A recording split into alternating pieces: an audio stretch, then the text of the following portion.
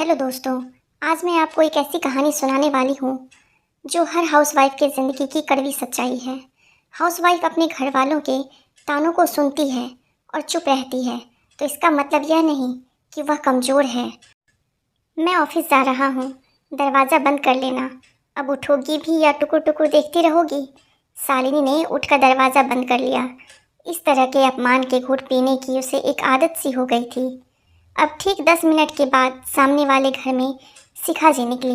उन्हें निकलते देखने से शालिनी खुद को रोक नहीं पाती थी।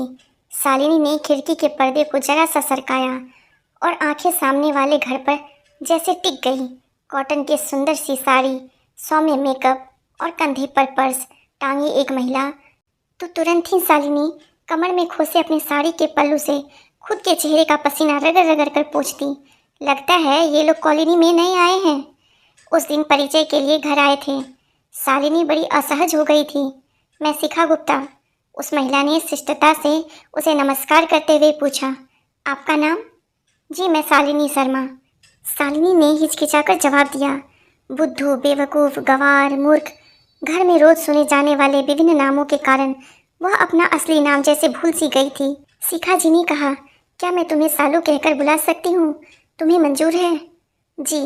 शालिनी बुरी तरह हकला गई। इतने स्नेह से उसे किसी ने कभी बुलाया हो उसे याद नहीं पड़ता। वह एक टोक उसे ताकती रह गई, जैसे उस जैसी अयोग्य महिला पर किसी ने आश्चर्यजनक रूप से कृपादान किया हो। शिखा जी हंसमुख और मिलनसार थी, पर व्यक्तित्व में जमीन आसमान का अंतर शालिनी को उनसे दूर कर देता। परिचय यहीं तक सीमित रह गया। शाम को वही काम, योगेश जी का ऑफिस से आना, शालिनी द्वारा चाय नाश्ता पेश किया जाना, पति का उनमें ढेरों नुक्स निकालना, शालिनी के गंवार पहनावे पर उसे ढेरों ताने मारना और शालिनी का चुपचाप गर्दन झुकाकर सब कुछ सुन लेना और फिर खुद को कोसना, फिर खाना बनाना और जानलेवा रात शालिनी को परे धकेल दिया जाता। जिस तरह डिस्पोजल कप को इस्तेमाल के बाद तोड़ मरोड़ कर फेंका जाता है, उसे भी उसी तरह यूज किया जाता। पर विरोध करना जैसे उसने सीखा ही नहीं था। जब से ब्याह कर इस घर में आई, अपने लिए सिर्फ यही सुनती रही, मुंह में जुबान नहीं है, बिल्कुल गऊ है। एक आदर्श बहू के लिए इससे बड़ी बात और क्या हो सकती है। शालिनी को अपने भाई बहनों से बातें करना और समझना तो अच्छी तरह आता था, पर माता पिता ने उसे बुजुर्गों के सामने कम बोलने के संस्कार दिए थे, जिन्हें वह अच्छी तरह निभा रही थी। सास की दुलारी बहू पति की आंखों को जरा नहीं भाती थी। उसकी एक एक बात उन्हें काट खाने को दौड़ती। उसके तो गुण भी उसे अवगुण नजर आते। बढ़ती उम्र की बेटियों ने भी माँ को कभी सम्मान नहीं दिया। उनकी और योगेश की खूब बनती थी। उन तीनों में वह कभी शामिल होने की कोशिश करती तो उसे चावल में कंकड़ सा निकाल कर अलग कर दिया जाता। अब ऐसी भी गई गुजरी नहीं थी। वो बीए पास थी, परंतु इन लोगों की चाकरी करते करते वह कहीं की नहीं रही। समाचार कान में पड़ते हैं, सुनती भी है। इतनी अज्ञानी भी नहीं थी कि समझ न पाती, बस चर्चा नहीं कर पाती थी। अपने विचारों को प्रकट करना वह भूल ही गई थी। बरसों पहले उसकी जुबान बंद कर दी गई थी, तो खुलती कैसे? सालों पहले की बात है। उसकी शादी को अभी 3-4 दिन ही हुए थे। पति के मित्र ने एक दिन उन दोनों को खाने पर बुलाया। कुछ और दंपति भी आमंत्रित थे। घर के बुजुर्गों से दूर हम उम्र लोगों में उसे बड़ा खुला खुला सा लग रहा था। तरह तरह के विषयों पे चर्चा चल रही थी। वह अधिकार से भाग ले रही थी, अच्छी तरह स्वयं को प्रस्तुत कर रही थी। हंसी मजाक बातचीत में खाना कब खत्म हुआ पता ही नहीं चला। बड़े भाग्यशाली हो यार, बड़ी बुद्धिमती पत्नी मिली है तुम्हें, एक मित्र ने कहा। योगेश की पीठ पर धौल जमाते हुए दूसरे मित्र ने मजाक किया। बंदर के गले में मोतियों की माला। ठहाकों के बीच में शालिनी ने देखा कि योगेश के चेहरे की रेखाएं खींचने लगी हैं। बगैर एक शब्द बोले वे दोनों घर आए। रात को अकेले में उन्होंने शालिनी को एक थप्पड़ मार कर दिया। बहुत खींची कर रही थी वहाँ, एक से जी नहीं भरता। शालिनी को लगा जैसे उसके कानों में किसी ने पिघला शीशा डाल दिया हो। उस रात का वह अपमान आज भी वह याद करती है तो रोंगटे खड़े हो जाते हैं। पति का सारा क्रोध उस पर बिजली बनकर टूट पड़ा था। पति पत्नी के प्रणय की कोमल संवेदनाएं तार तार हो गई थी। एक सुंदर अनुभूति को अभिशाप के रूप में झेलने को वह विवश हो गई थी। पलंग के कोने में सिमटी सी शालिनी देर तक सिसकती रही। योगेश कब का सो चुके थे। जुबान तब से लेकर आज तक खामोश ही है। संवेदनाओं ने बेहोश पड़े रहने में ही अपनी खैर समझी। उसने ज़्यादा विचारों को मन में पालने के बजाय उससे उन्हें नियंत्रण के ताले में बंद कर दिया। क्या इतने इतने बोझ तले जी सकता है एक इंसान? शायद इसलिए वह एक चेतनाहीन जिंदगी जी रही थी। अपना अस्तित्व धीरे धीरे इसी रूप में उसने स्वीकार कर लिया। सिर्फ एक ही क्षण उसके स्थिर जीवन में हलचल मचा देता था। सामने से निकलने वाली शिखा जी का दर्शन, ऊर्जा से भरपूर, आनंद से भरी, कल्पना से परे वह नारी का व्यक्तित्व। आज वह उसी के घर की ओर आ रही थी। नमस्ते। वह शिखा जी के नमस्ते का जवाब देते हुए सकचाकर बोली, आप तो बड़ी हैं, नमस्ते करके शर्मिंदा मत कीजिए। अच्छा ठीक है, मैं तुम्हें सालू ही कहूँगी, जैसा हमने उस दिन तय किया था। वह हंसकर बोली, क्या तुम कभी घर से बाहर नहीं निकलती? ज़रूरत ही नहीं पड़ती, सामान मेरे पति ला देते हैं। घर में काम भी बहुत हो जाता है। काम का तो बहाना होता है हम औरतों का। दरअसल हम घर के बाहर निकलना ही नहीं चाहती। देखो, तुम्हारी दोनों बेटियों की शादी हो गई है, अब तुम्हारी घरेलू जिम्मेदारियां खत्म हो गई, लेकिन समाज के प्रति भी तुम्हारी कोई जिम्मेदारियां हैं कि नहीं? शालिनी क्या कहती? उस प्रति भावना, गरिमापूर्ण व्यक्तित्व की धनी महिला से उसकी क्या बराबरी? पति के अनुसार तो वह परले दर्जे की बेवकूफ़ है, जिसने घरेलू जिम्मेदारी भी अच्छी तरह नहीं निभा पाई। लेकिन वह करती भी तो क्या? अपने घर की ना सही, अपनी रसोई की वह रानी होती तो एक बात थी, पर योगेश वहाँ भी चले आते थे तो समाज सेवा कहाँ से होती? घर को अपना नहीं बना सकी, समाज को कैसे बनाती? शिखा जी के प्रस्ताव पर शालिनी मौन ही रही। ताज्जुब था, ऐसी महिला उसके जैसी निहायत घरेलू किस्म की महिला के साथ एक तरफा संबंध बनाए हुए थी। उस रात बरसों बाद शालिनी ने कोई सपना देखा। उसने देखा शिखा जी उसका हाथ पकड़े सैर करा रही थी। वह मुक्त थी। सिर पर हमेशा लदा रहने वाला हीनता का बोझ न जाने कहाँ गायब हो गया था। अगले दिन सुबह गलती से उसने चाय में शक्कर ज़्यादा डाल दी। योगेश ने हमेशा की तरह उसे बहुत बातें सुनाई।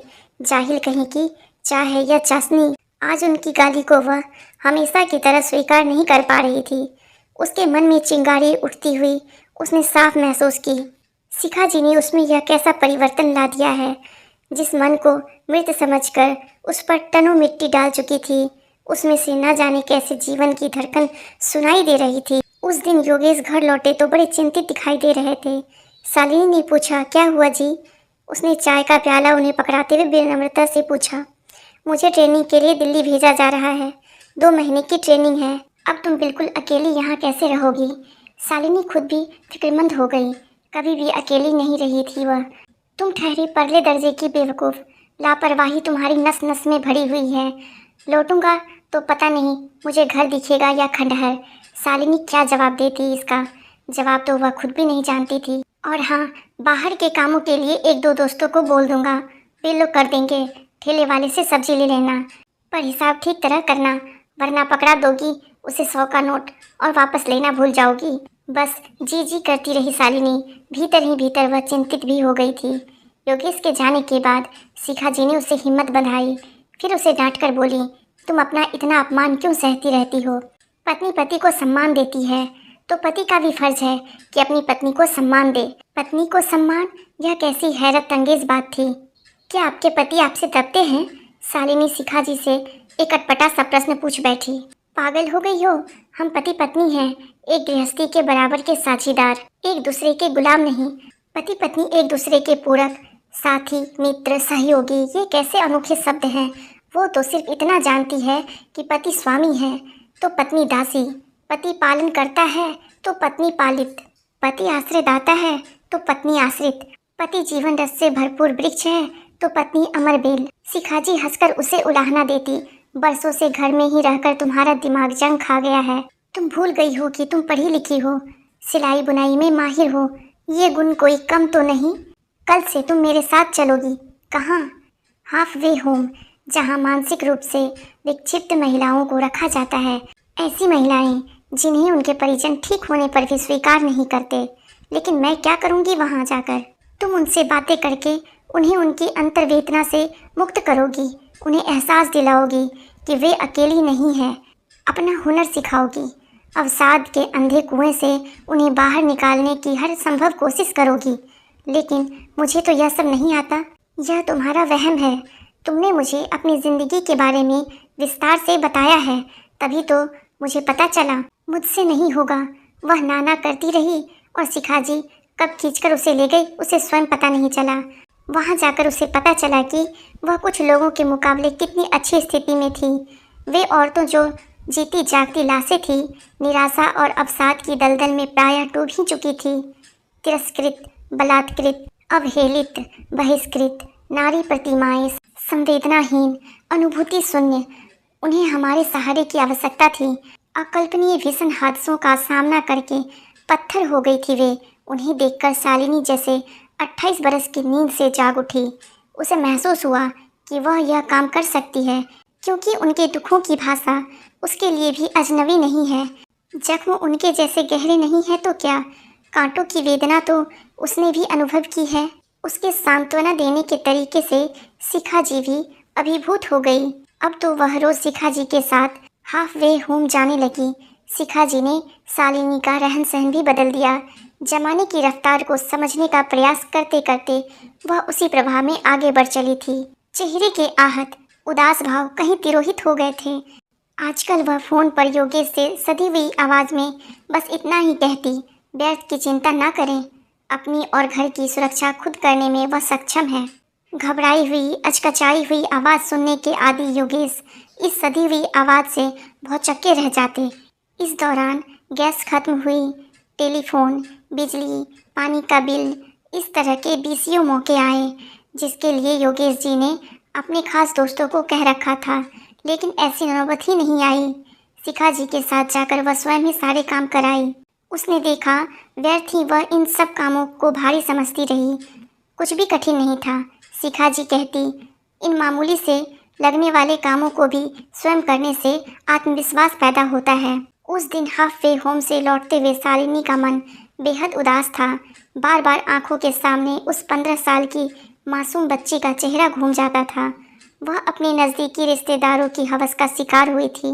अनचाहे गर्भ को ढोती वह लड़की अपने ही माता पिता द्वारा ठुकराई गई थी। उसका कोई दोष न होते हुए भी उसे सजा दी गई थी। कसूरवार ने उसके माँ बाप को अपने दुष्कर्म की मामूली कीमत चुका दी थी। क्या इन औरतों का समाज में वापस लौटना संभव है? हमारी कोशिशों का सुखद परिणाम मिलेगा या नहीं? शालिनी को चिंता थी। हाँ सालू, तुम्हें देखकर मैं विश्वासपूर्ण कह सकती हूँ कि अपने अतीत की ज्यादतियाँ भूलकर वर्तमान की वेदना से उबरकर मुनासिब भविष्य का निर्माण किया जा सकता है। शिखा जी कुछ क्षण खामोश रही, फिर भावुक होकर गंभीरतापूर्वक बोली, समय कितना भी बदल गया हो, पर आज भी ये औरतें श्राप भोग रही है। ये अपनों द्वारा छली गई है। इनका आत्मसम्मान आहत हो चुका है। इनकी अस्मिता को पैरों तले कुचला गया है। रामचंद्र जी ने अहिल्या को घोर अवसाद से उबारा। हमें भी वही आदर्श अपने सामने रखना है। समाज से बहिष्कृत जड़ हो चुकी इन औरतों में चेतना जगानी है। शिखा जी, आप सब कुछ कर सकती हैं। आपसे मिलने से पहले मेरी ज़िंदगी में भी कुछ नहीं था। अपने इर्द गिर्द छाई धुंध को मैं अपनी ज़िंदगी का सच समझ बैठी थी। धुंध के पार का उजाला मेरी दृष्टि से दूर था, और आज भी तुम वही हो। मैंने सिर्फ तुमसे तुम्हारा परिचय कराया है। योगेश जी के विशेषणों को ही तुम सच समझ बैठी थी, लेकिन सालू, व्यक्ति जब स्वयं प्रयत्न करता है तभी अपने अंधेरों से मुक्त हो पाता है। दूसरे उसे सिर्फ सांत्वना ही दे सकते हैं, लेकिन हिम्मत उसे स्वयं जुटानी पड़ती है। मध्यवर्गीय परिवार में कई बार अहंकारी पुरुष अपनी पत्नी के व्यक्तित्व को बौना बनाने में ही अपना पुरुषार्थ समझते हैं।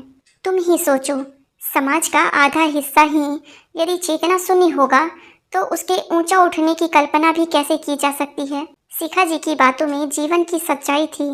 2 महीनों बाद योगेश घर लौटे तो अपनी पत्नी को पहचान नहीं पाए। कहाँ गए वे लाचारी के भाव? उनके सामने एक तेजस्वी नारी खड़ी थी, सलीकेदार पहनावा और चेहरे पर गर्व की मुस्कुराहट। यह तो उनकी पत्नी नहीं है। आप जल्दी से नहा धो लें, खाना तैयार है। 1 बजे मुझे किसी काम से बाहर जाना है। शालिनी की इस अदा पर योगेश स्तब्ध होकर उसे देखते ही रह गए। उससे कुछ पूछने का भी साहस उनसे न हुआ। पागल, बेवकूफ़, जाहिल, मूर्ख आदि उनकी जीभ पर आने के लिए मचलने वाले शब्द आज पता नहीं कहाँ चले गए थे। दोस्तों, इस कहानी के बारे में आपकी क्या राय है? हमें कमेंट कर ज़रूर बताएं। धन्यवाद।